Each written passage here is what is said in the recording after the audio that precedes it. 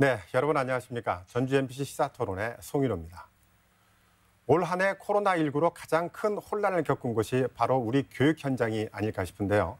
코로나19 확산 상황에 따라서 수차례 등교가 중단됐고 그때마다 온라인 수업을 시행하면서 벌써 1년을 보냈습니다. 이런 가운데 지난주 대학 수학 능력 시험이 치러지고 현재 대학별 논술과 면접 시험도 진행되고 있는데요. 오늘 시사토론에서는 코로나19 확산 속에서 불거진 우리 교육 현장의 문제점을 짚어보고 해법에 대해서 이야기 나눠보도록 하겠습니다. 함께할 토론자 세 분 모셨습니다. 어서 오십시오. 감사합니다. 안녕하세요. 자, 이제 코로나19가 발생한 지 벌써 1년이 넘어가고 있어요. 국내에서 처음 발생한 게 지난 1월이니까요. 코로나19와 함께 지난 1년간 교육 현장이 도대체 어떤 일이 벌어지고 있는지 잠깐씩 얘기 들어보고 본격적인 토론 이어가도록 하겠습니다. 먼저 천 교수님. 우선 한 번도 경험해보지 않은 이 코로나 사태가 계속 이어지는 사상 초유의 사태가 벌어지고 있습니다. 우리 수능도 연기했었고요. 또 온라인 개학이라고 하는 이런 신조어도 생겼고 또 이틀 학교에 가고 3일은 원격 교육하고 이런 상황들이 계속 반복되고 있습니다. 가장 큰 문제는요, 마스크를 쓰고 수업하는 이런 상황이 아니라 이 상황이 언제 끝날지 모른다라고 하는 이 불확실성이 가장 불안한데요. 이런 환경 속에서도 우리 교사들은 굉장히 지금 비교적 잘 대응해오고 있습니다. 그럼에도 불구하고 이런 상황이 진행되다 보니까 무슨 학력 격차랄지 또 어떤 생활 속에서의 정서적인 문제랄지 이런 것들이 지금 막 쏟아져 나오고 있는 이런 형국입니다. 네. 겪어보지 못했던 일들이 벌어지고 있다. 그렇습니다. 네. 자, 박 교장님 어떻습니까? 예, 공교육이 가지고 있는 이제 표준화 교육이 여러 가지 어떤 문제점을 항상 가지고 있는데 그러한 문제점들 중에 이제 비대면 교육 상황으로 가면서 비대면 교육이 가지고 있는 한계 때문에 더욱더 문제점을 심화시킨 부분들이 많다. 이제 이런 부분들을 발빠르게 적응하면서 이러한 코로나 상황에서 또 앞으로 제2의 이러한 코로나 상황이 왔을 때 제2, 제3의 상황이 왔을 때 지금보다는 훨씬 시행착오를 줄이고 잘 적응할 수 있는 그런 교육 시스템을 이번 기회에 우리가 갖추도록 하는 그런 좋은 기회로 삼아야 된다. 그렇게 생각을 합니다. 네. 장세희 부의장께서는 학부모이시잖아요. 네네. 그 대학 교수께서 교육 현장에서도 겪어보지 못한 일을 겪고 계시다라고 했는데 네네. 학부모 입장에서도 전혀 새로운 일들이 지금 벌어지고 있는 거죠? 완전히 새로운 일이고 굉장히 스트레스가 많은 것 같아요. 일단 집에 아이들이 계속 있으니까요. 계속 있음으로 해서 벌어지는 그 어떤 엄마나 이제 그 주 양육자들의 그 부담이 너무 큰 것 같고요. 그리고 이제 학력 격차가 벌어지는 것에 대한 불안함도 굉장히 많이 가중되는 것 같고요. 그래서 이 코로나 시대 때 우리가 이제 진짜 알았던 것은 하나 깨달았던 게 있다면 역시 교육은 대면이구나 하는 걸 깨달은 거죠. 예. 네. 자, 박병도 회장님. 예. 올 한 해 학교 교육이 사실상 제대로 진행되지 못하고 있다고 볼 수 있잖아요. 예. 그래서 가장 큰 그 화두가 뭐냐면 현재 고3 학생들이 재수생에 비해서 피해를 볼 수 있다는 걱정도 많습니다. 어떻게 보십니까? 제가 볼 때는 지금 6평, 9평 이번에 치러진 수능을 놓아놓고 볼 때 상층 계층에서는 제가 지금 말하는 상중하는 성적 구간을 얘기하는 거죠. 성적 구간 상층 계층에서는 재학생과 재수생의 편차가 그렇게 크게 나타나지 않을 거다. 이제 예년에 비해서 네. 코로나 상황이. 그러나 이제 중층, 하층 부분에서는 대면 교육이 부실하게 됨으로 인해서 자기주도 학습 능력이 보완되는 대체 효과 부분을 보완해 주지 못해서 중층 성적군과 하층 성적군에서는 분명히 올해 수능 결과가 나와서 만일에 분석을 해보면 이번 코로나가 상당히 영향을 줄 것이다. 이렇게 예측을 하고 있습니다. 중하위권의 변화가 두드러질 것이다. 예, 상층에 비해서. 상층에 예. 비해서. 네. 자, 장세희 부의장님. 네. 지난주에 수능이 치러졌고 지금은 대학별 면접과 논술 전형이 네, 네. 되고 있잖아요. 네, 네. 그런데 아직 코로나가 전국적인 확산 상황이어서 수험생들의 어려움도 상당히 크죠. 일단은 아이들이 이게 수능이 일단 이렇게 늦춰졌잖아요. 그게 따르는 긴장감이죠. 긴장감이 아주 극도로 아이들이 높아져서 제 주변 지인 중에서는 아이 고3인데 병원에 입원하는 상황도 발생을 했어요. 그 지나친 긴장감 때문에요. 그래서 오히려 그냥 11월 달에 치렀으면 더 좋았을 걸 하는 그런 말들도 많이 있더라고요. 그리고 이제 그 방역 수칙 같은 게 문제인 거죠. 수능 고사장은 그래도 일정량 어떤 걸 취해서 들어갔다고 하는데 논술 때문에 기다리거나 면접 때문에 기다리거나 이런 대기 상황에서 그 방역 수칙에 대해서 굉장히 걱정을 많이 하시더라고요. 예, 많이 모이니까 일단 밀집을 하니까. 그래서 지금 고3은 아주 그냥 역사상 가장 힘든 그 입시를 보고 있는 것 같아서 어른의 한 사람으로서 정말 딱하다고 그래야 되나. 너무 안쓰러워요, 아이들이. 예. 네. 학부모님들도 안쓰럽고 너무나. 예. 네. 자, 지금까지 교육 현장의 목소리나 뭐 상황을 한번 돌아봤고요. 자, 이번에는 코로나19가 가져온 학력 격차의 문제에 대해서 한번 이야기 나눠보도록 할게요. 자, 1년 동안 교육 현장이 혼란을 겪으면서 학생들의 학력 저하나 학력 편차가 더 심해졌다. 이런 주장이 나오고 있어요.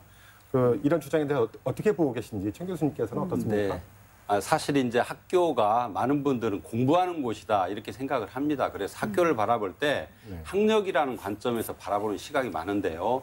저는 사실 학력 격차보다 현재 코로나 상황에서 더 중요한 게 아이들의 생활이 완전히 무너졌다는 거예요.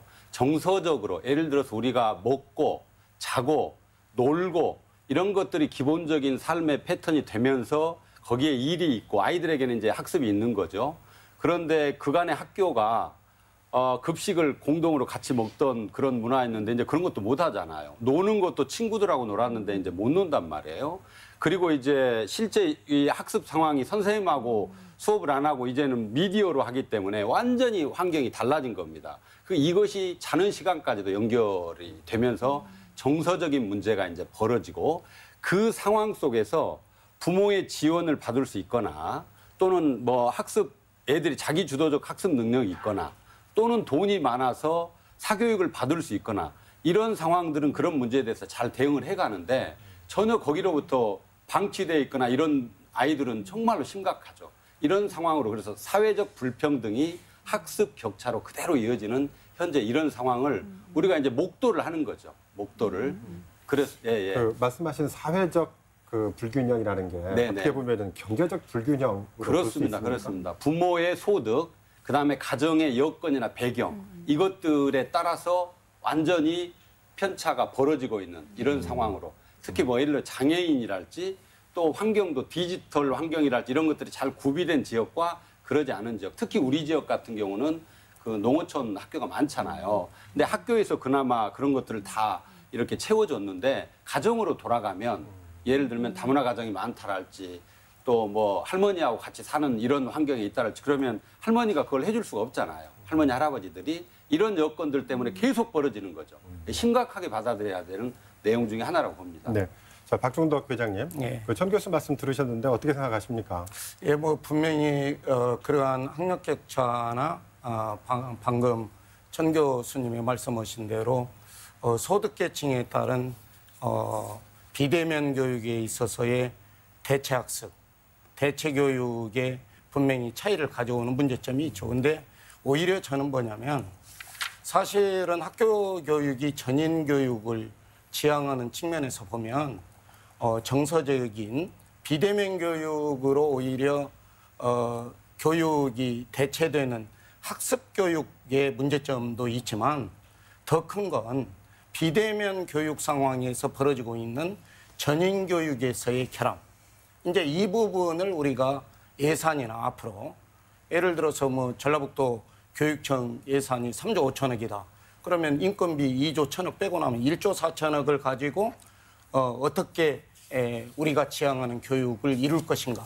그런데 국가 예산 전체로 놓고 볼 때 이제 교육세 문제랄까 이게 이제 국세 지방세 있는데 과세대상을 어떻게 해가지고 앞으로 어떠한 교육을 가지고 교육 복지를 보완할 것인가 이런 이제 문제점을 이번에 코로나가 더욱더 우리에게 극명하게 던져줬다고 볼 수가 있는 거죠. 그래서 저는 학습의 학력 격차도 큰 문제점이 있지만 오히려 지금 전인 교육을 지향할 때의 교육이 가지고 있는 예산의 근원적인 문제도 이번에 다시 한번 생각을 하게 하는 코로나가 그러한 하나의 그러한 부분을 우리에게 던져줬다 이렇게 보고 있습니다. 네.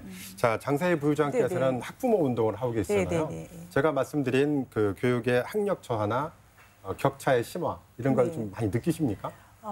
일단 느끼죠. 그리고 이제 그 무엇보다도 이제 우리가 데이터로 보면 알 수가 있잖아요. 그런 것들은. 그래서 교육부에서 전국 초중고 교사 설문, 선생님들 설문조사 응답자 80%가 학생 그 격차가 커졌다고 지금 그렇게 응답을 했고요.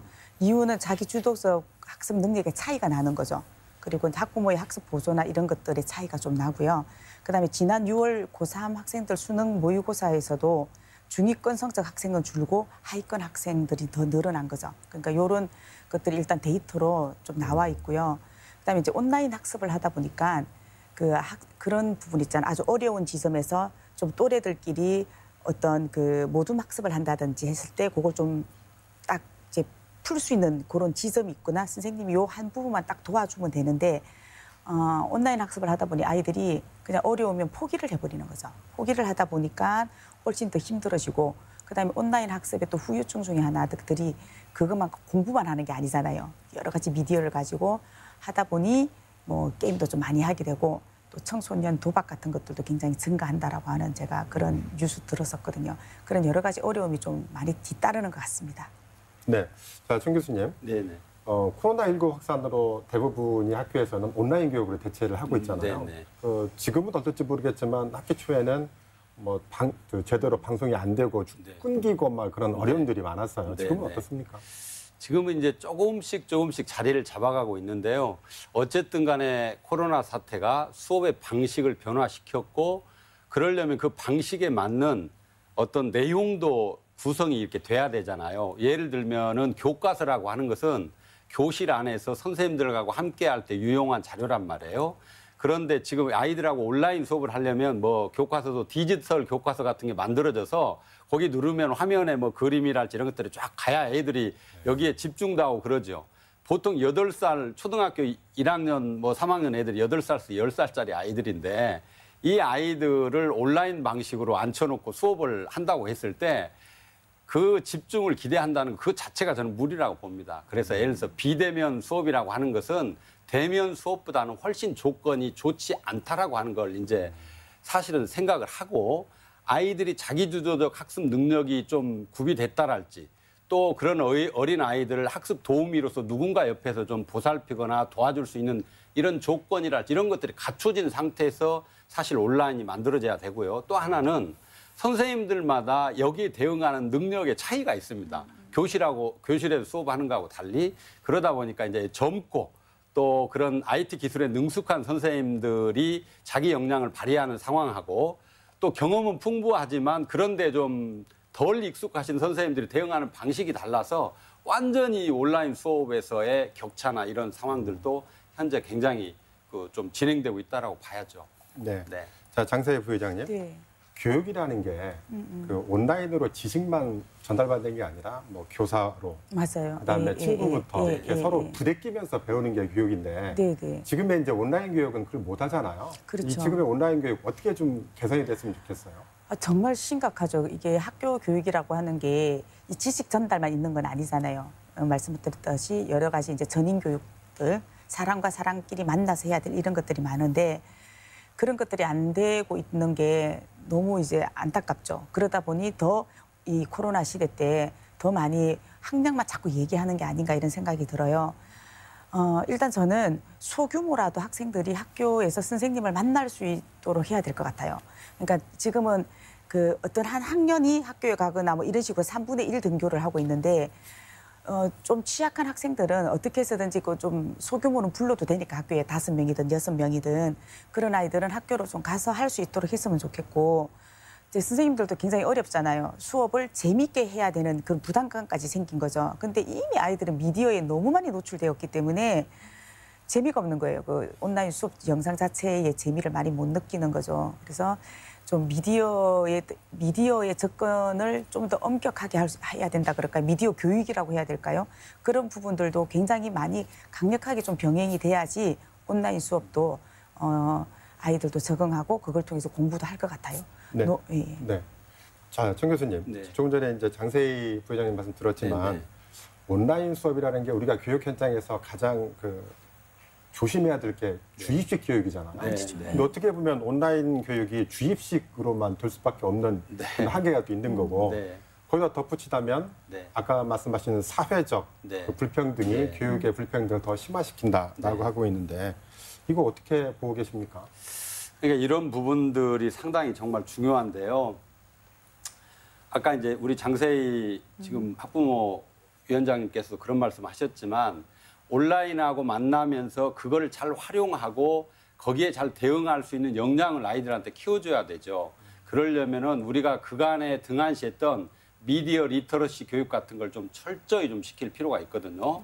그런 것도 좀 있고 또 지금 이제 학교에 전반적으로 상황이 이제 역할이 어떻게 돼야 될까? 기존에는 선생님들이 애들을 받아가지고 체크하면서 이렇게 해줬지만 선생님들이 통제할 수 없는 상황으로 가기 때문에 학교의 전체적인 역할과 그다음에 어떤 지원자로서 학습센터로서 역할로 전환하는 이런 방식에 대응하는 것이 온라인 수업이 장기화되는 거에 대한 어떤 대응 방법이 아닐까 그렇게 생각합니다.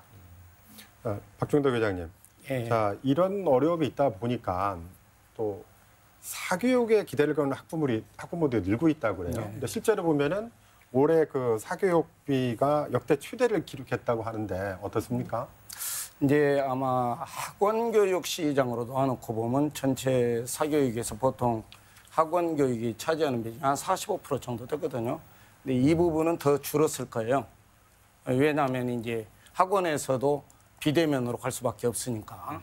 그런데 1:1 교육의 교습 비중은 상당히 많이 늘었을 거다 이렇게 봅니다. 왜냐하면 이제 비대면 상황에서 효과를 못 볼 수 있는 이제 자기주도 학습 능력이 있는 성적 상위 계층 같은 경우는 그래도 비대면으로 대체 효과를 보는데 중하위층 같은 경우는 그게 자기주도 학습이나 이런 부분이 안 되면 만일에 이제 경제적 여건이 안 될 때 문제가 되는 거죠. 경제적 여건이 될 때는 1:1 학습의 지도로 말하자면 더 옮겨갔을 거다. 그러면 이제 그 사교육비의 전체적 데이터로 놔놓고 보면 사교육 시장의 변동을 초래했다 이렇게 볼 수가 있고 이제 이런 부분들이 교육복지 부분에서 예산에서 어떻게 이러한 부분의 문제점을 극복할 수 있도록 이제 앞으로 코로나 상황 같은 상황에서는 교육 예산에 대한 복지 예산이 바로 이러한 사교육 시장의 흐름을 극복해낼 수 있는 예산 편성에 말하자면 보완책이 이루어져야 된다. 저는 그렇게 생각을 하고 있습니다. 그러니까 예전 같으면 그 여러 학생들이 한 선생님한테 배우기 때문에 어떻게 보면 단가가 좀 낮은데 이번에 코로나 문제로 이렇게 여러 사람들을 할 수 없으니까 1:1이 더 많아지고 그러다 보니까 사교육비가 더 증가했다 이렇게 평가를 하시는 건가요? 예, 그러니까 비대면 교육이 지금 코로나 상황이 오기 이전에도 그런 문제점이 있었는데 그 문제점을 코로나가 더욱더 가속화시켰다. 예, 이게 경제적 여건이 안 되는 계층에게도 그러한 상황을 유인하는 환경적 요인이 되니까 이제 이런 부분에 대한 대응책이 나와야 된다 이렇게 생각을 하는 거죠. 자, 장세희 부회장님. 그 실제 학부모님들 중에서 이런 그 어려움을 겪고 있는 경우가들이 좀 있습니까? 있죠. 많이 있죠. 그런데 중요한 거는 코로나로 이제 학부모님들도 경제 상황이 점점 나빠지기 시작한 거예요. 그러니 불안이 자꾸 더 확산되는 것 같아요. 기존에 가던 학교는 잘 못 가지 어떻게 해서든 좋은 교육을 받게 하고 싶은데 경제 상황은 어렵지. 이런 것들이 좀 서로 맞물려서 불안이 더 많이 확산이 된다는 느낌이 들고요. 그러다 보니 저는 어떻게 해서든지 어렵지만 공교육을 더욱더 강화하는 방향으로 이 부분을 좀 극복해야 될 것 같고 더불어 좀 사회적인 돌봄에 대한 어떤 시스템들이 좀 안착화될 수 있도록 그렇게 해 나갈 때 이런 불안감도 좀 줄어들고 막연하게 사교육에 계속 기대는 그런 불안 심리도 좀 줄어들지 않을까 싶습니다. 공교육의 네. 강화를 말씀하셨는데 그럼 네네. 어떤 부분이 좀 강화가 돼야 된다고 볼까요? 일단 공교육에서 기초 학력 같은 것들은 다 좀 해결이 돼야 된다고 생각해요. 안 되는 경우는 계속 진단하고 계속 알려주고 될 때까지 정말 한 아이도 포기하지 않는다라고 하는 그런 어떤 말도 있지 않습니까? 그렇게 자꾸 정성을 기울이는 수밖에 없는 것 같아요. 그리고 그렇게 하다 보면 공교육이 좀 더 신뢰받을 수 있도록 하는 방법을 좀 교육청에서는 더 많이 또 학교 현장에서도 그런 방법을 더 많이 고민해야 될 것 같아요. 네. 자, 지금까지 코로나19에 따른 학력 저하와 교육 격차 해법에 대해 교육 격차에 대해서 이야기를 나눠봤는데요. 이제는 네. 해법에 대해서 이야기를 네. 좀 해봐야 될 것 같아요. 네. 자, 정 교수님. 네네. 교육부나 시도교육청에서도 이런 온라인 수업의 한계를 극복하기 위해서 여러 가지 대책을 내는 걸로 알고 있는데 네네. 어떻게 진행되고 있습니까? 지금 많은 것들이 진행하고 있는데요. 예를 들면 교육과정 같은 걸 좀 미래형으로 바꾸자 이런 내용도 있고요. 또 교원들의 양성 제도도 좀 개방형으로 새롭게 좀 해야 될 상황이다. 왜 그러냐면 학교의 역할이 달라지니까 교원들도 다른 방식으로 양성해야 된다. 또 하나는 이제 교육 안전망이 무엇보다도 중요해졌단 말이에요. 아이들 소외계층이 이게 학교 안에서 다 집합할 때하고 달리 가정에서의 돌봄이 안 되면 굉장히 어렵다는 걸 알기 때문에 교육 안전망 시스템으로 제도를 좀 바꿔가고 있고요. 그다음에 역시 우리가 어쨌든 반강제적으로 이런 상황이 왔지만 디지털 교육이라고 하는 이 디지털 체제를 어떤 식으로든 확립해야 되기 때문에 이걸 다른 때보다 훨씬 서두르고 있는 이런 형태로서 교육의 이런 방향들이 현재 변화되고 있습니다. 자, 박 교장님. 그 여러 가지 교육의 방향들이 전환되고 있다는 청 교수님 말씀 들으셨는데 여기에 대해서 어떻게 분석하고 계세요? 이제 코로나가 다양한 교육 방법론에 말하자면 태동을 훨씬 앞당겨 가져왔다. 저는 한 5년, 10년 앞당겨 줬다 이렇게 보는데 이제 사실은 우리나라 공교육이 이런 측면에서는 참 잘 되고 있는 거거든요. 예를 들어 미국 같은 경우하고 비교하면 미국은 원래 홈스쿨링 예산도 상당 부분 있고 그게 이루어지고 있어요. 그런데 예를 들어 우리나라 같은 경우는 홈스쿨링 부분이 교육 예산에서 차지하는 비중이 거의 없죠. 근데 이제 예를 들어 코로나 상황 같은 부분은 이제 그런 부분까지도 우리가 터치해야 되는 아까 우리 정부회장님도 말씀을 하셨지만 비대면 교육이 가지고 있기 때문에 소수 학생들을 계속 불러내서 대면 교육으로 보완하는 그런 프로그램도 앞으로는 설계를 해야 되고 그러려면 교사 대 학생 수의 내용도 다시 설계를 할 때 지금 이런 코로나 상황 우리가 상상을 못 했잖아요. 그런데 우리가 기존의 표준화 교육에 너무 천착해가지고 집중되어 있는 그런 부분을 탄력적이고 이러한 코로나 상황에서 대면과 비대면의 결합 그러면서 또 전인 교육에서 놓칠 수 있는 부분의 보완 그러면 한마디로 말해서 교사 대 학생 수의 엄청난 설계의 변화를 가져와야 돼요. 그러면 이건 예산이 또 뒤따르는 부분이 있죠. 그래서 이런 부분에 대한 교육 전반에 대한 사고를 하게 만들어줬다. 그래서 이제 그러한 적응이 내년도부터 그 부분에서는 적응되고 반영돼야 한다. 이렇게 생각을 합니다. 중요한 지적을 하셨는데요. 그러니까 일단 그 정부가 여러 정책을 하고 있는데 올해 이제 내년 예산이 국회에서 통과가 됐는데요. 증액이 됐습니다. 대부분의 예산이 다 증액됐는데 유일하게 삭감된 예산이 있는데 그게 교육 예산이에요. 교육을 바라보는 시선이 그대로 우리 정부에서 드러나고 있는데요. 예를 들어서 이런 상황 속에서 우리가 잘 대응하려면 제도적으로 학급당 학생 수를 더 줄여줘야 됩니다. 이런 기회에 더 줄여줘야 되고 또 뭐냐면은 이런 예상하지 못한 다른 방역 비용만이 아니라 다른 형태로 활용돼야 되는 예를 들어서 학습 도우미를 지원해 준다랄지 또 지역 이제 학교 안에서 다 이걸 키우지 못하고 아이들이 틀림없이 가정과 지역에서 더 많이 머무르게 될 테니까 지역의 아동센터랄지 지역의 도서관이랄지 이런 공공적인 시설에서 아이들이 충분히 학습을 할 수 있는 이런 여건으로 가려면 비용이 더 많이 필요하거든요. 근데 국가로서는 지금 유일하게 교육비 예산을 줄였어요. 그 이유는요. 학령 인구가 줄어든다는 거예요. 애들이 줄어드는데 무슨 예산을 늘리느냐.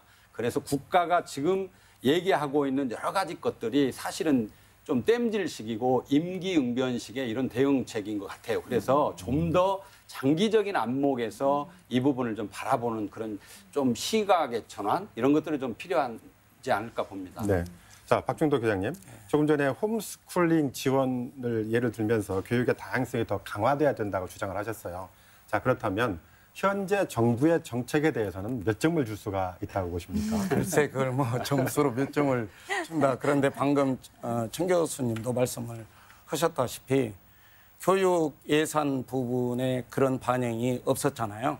이제 이게 숫자만으로 보는 그런 표피적인 그런 단계가 아니라 면밀히 들여다보면 오히려 지금 학령 아동 한 명에 대한 교육복지 예산에 엄청난 변화를 가져오는 시대에 우리가 살고 있기 때문에 기존의 파라다임의 사고부터 완전 변화가 돼야 되는 거죠. 근데 이제 국가 예산이나 이런 부분은 현실적인 또 여러 가지 한계점이 있잖아요. 예, 그걸 막 올 예산에 교육 예산에 내년 예산을 대폭 변동을 시키려면 그게 엄청난 문제가 있지 않습니까? 그러면 이제 저는 개인적으로는 그런 생각을 해봐요. 교육세 부분에 엄청난 변화가 앞으로 와야 된다. 그러면 이제 그 거래 대상이 지금 비대면 코로나 상황에서 예를 들어 주식 시장이 엄청 활성화가 되고 있지 않습니까?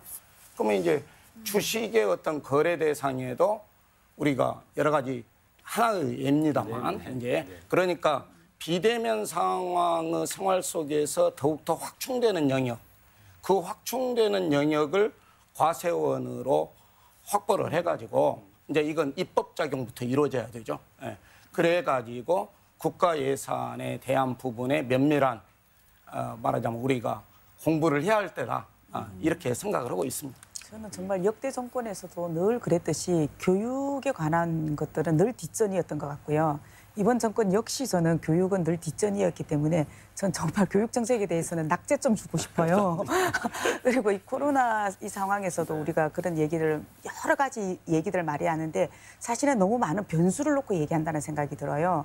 상수는 사실은 입시제도의 어떤 개혁이거든요. 그동안 굉장히 오랫동안 입시 제도가 개혁이 돼야 되고 입시 경쟁 교육은 완화되어야 되고 그렇게 하기 위해서 뭐 대입 자격고사를 뭐 하든지 교과서 어떤 난이도를 좀 낮춰라 이런 얘기들 굉장히 오랫동안 하고 왔단 말이에요. 이제는 이런 어떤 입시 경쟁 교육 강화라고 하는 이런 상수를 다시 한번 생각해보고 그것 자체에 대해서 우리가 어떻게 좀 더 완화시킬 것인가, 경쟁을 완화시킬 것인가에 대해서 좀 본론으로 좀 돌아갔으면 좋겠다. 그것이 교육의 본질이 아닌가 이런 생각이 듭니다. 네. 자, 그럼 K교육이 국제 네. 표준이 되려면 네. 가장 필요한 건 뭐라고 생각하세요? 그거는요, 지금 제가 잠깐 말씀드렸지만 현재 교육 시스템은 불가능합니다. 예를 들면 교육이라고 하는 게 본래적 목적이 있잖아요. 인간을 성장시키는데 한쪽 면에서는 사람의 기본적인 그 품성, 인격, 우리가 흔히 말하는 인성교육의 라인이 하나가 있고 또 하나는 개인의 생존 능력이죠. 살아가는 데 필요한 역량을 키워내는 이 두 가지가 이렇게 조화를 잘 이루어져야만이 저는 K교육으로서 잘 나갈 수 있다고 보는데요. 이게 잘 유지되려면은 뭐 대학이 서열화돼 있다랄지 또 이런 그 야만적인 경쟁 하에 굉장히 몰려 있다랄지 이런 게 안 돼야 돼. 이런 문제들이 좀 해소돼야만이 이것들이 균형감 있게 되는 거죠. 학교가 입시에 계속 매달리는 교육으로서 가버리게 되는 상황을 벗어나지 못한다면 어떻게 인성교육과 역량교육을 동시에 추구할 수 있겠습니까? 이걸 잡을 수 있을 때만 K교육이 가능하다고 저는 보죠. 신 교수님 말씀을 들어보면 판을 엎지 않는 그렇습니다. 그래서 교육의 지금 이 시기는요.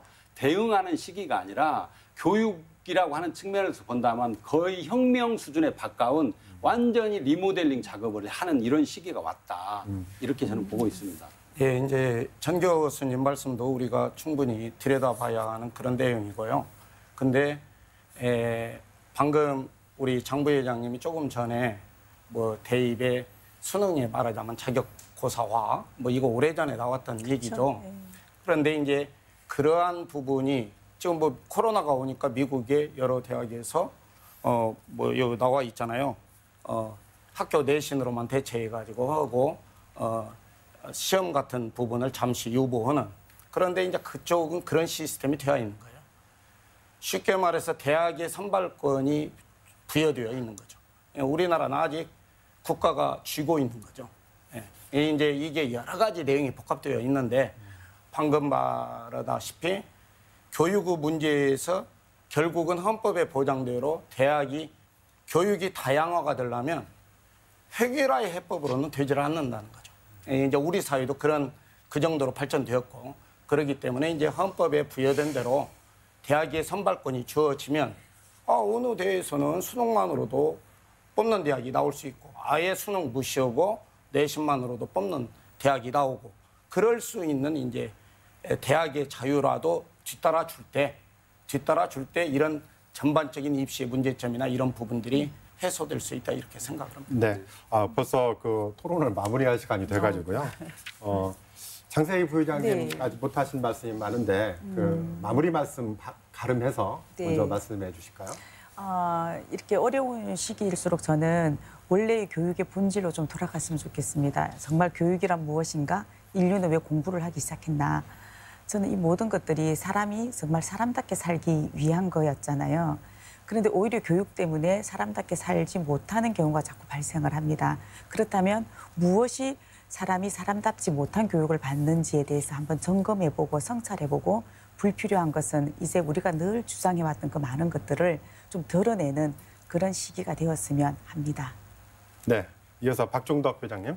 예, 방금 전에도 이제 말씀을 드렸습니다만 우리 또 장 부회장님이 말씀하신 내용대로 교육의 본질을 다시 회복을 하는 이제 우리가 경쟁교육 하다 보면 여러 가지 또 문제점 나오잖아요.